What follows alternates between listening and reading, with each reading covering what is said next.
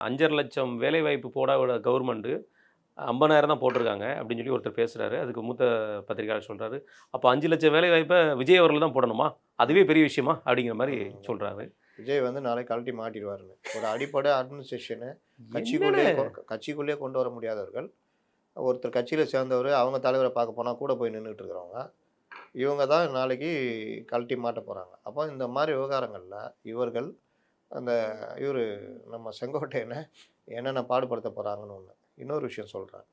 நேற்று வரைக்கும் செங்கோட்டையன் ஆகா ஓஹோன்னு பேசியிருந்த ஒரு பத்திரிகையாளர், நேற்று நான் சொன்ன அதே கருத்தை அவரும் பேசியிருக்கிறார். செங்கோட்டையன் ஏன் பாஜகவுடைய ஸ்லீப்பர்ஸ் எல்லாம் இருக்கக்கூடாதுன்னு பேசியிருக்கார். நான் அதே கருத்த தான் கேட்கிறேன். ஒரு பெரிய கட்சியில பெரிய பொறுப்பு குடுத்து வச்சிருக்காங்க. 50 ஆண்டு காலம் அதே கட்சியில் டிராவல் பண்ணவரு. அந்த கட்சி தான் தன்னை அடையாளம் காட்டியதுன்னு சொல்லிக்கிறாரு. அந்த அம்மாவ தான் நான் படத்த தான் நெஞ்சில வச்சுக்கிறேன்றாரு. இப்ப அந்த அம்மா உயிரோட இருந்திருந்தா, அந்த போயிருக்காரு. கட்சிய வீழ்த்துறதுக்கு அந்த அம்மா ஒத்துக்குவாங்களா? இல்ல அந்த கட்சிய உருவாக்குன எம்ஜிஆர் ஒத்துக்குவாரா? ம். அந்த கட்சிக்கு எதிரா நீங்க செயல்படுறத அவங்க ஏத்துக்குவாங்களா? அப்போ எப்படி இது? கேட்டா எடப்பாடி. எடப்பாடி ஒருத்தர் தான் அதிமுகவா? ஒரு கட்சி தனக்கான தலைவரை தகவமைத்துக் கொள்கிறது. அதுல இன்னைக்கு எடப்பாடி இருக்காரு. ஆமா. எடப்பாடி தான் சார்ந்தா இருக்குதா? எல்லா தலைவர்களும் சேர்ந்திருக்காங்க. எடப்பாடி அது பொதுச்செயலாளரா இருக்காரு.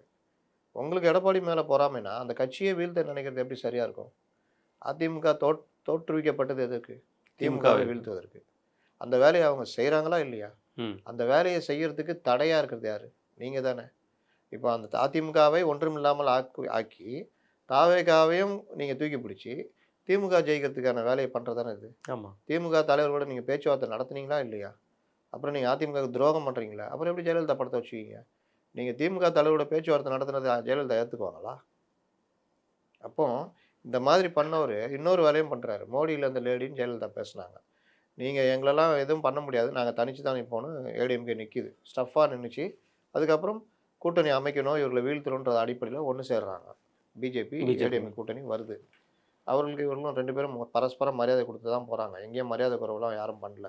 ஆனா நீங்க அந்த கட்சிக்குள்ள இருக்கிற ஒரு அதிருப்தி தலைவரோட சேர்ந்துக்கிட்டு கலகம் விளைவிக்கிறீங்க. ம். கட்சிக்கு வெளிய கட்சி கட்டுப்பாட்ட மீறி வந்து பேட்டி குடுக்குறீங்க. நீங்க பெரிய தலைவரு. உங்களுக்கு தான் தெரியணும். தெரியும். கட்சிக்குள்ள தான் எல்லா விஷயத்தையும் பேசணும். கட்சிக்கு வெளிய பேசக்கூடாதுன்னு. இது கூட நேத்து ஒருத்தர்ட்ட நான் பேட்டி குடுத்துட்டு இருக்கிறேன். அது நான் பேசினேன்னா சார் தப்பு.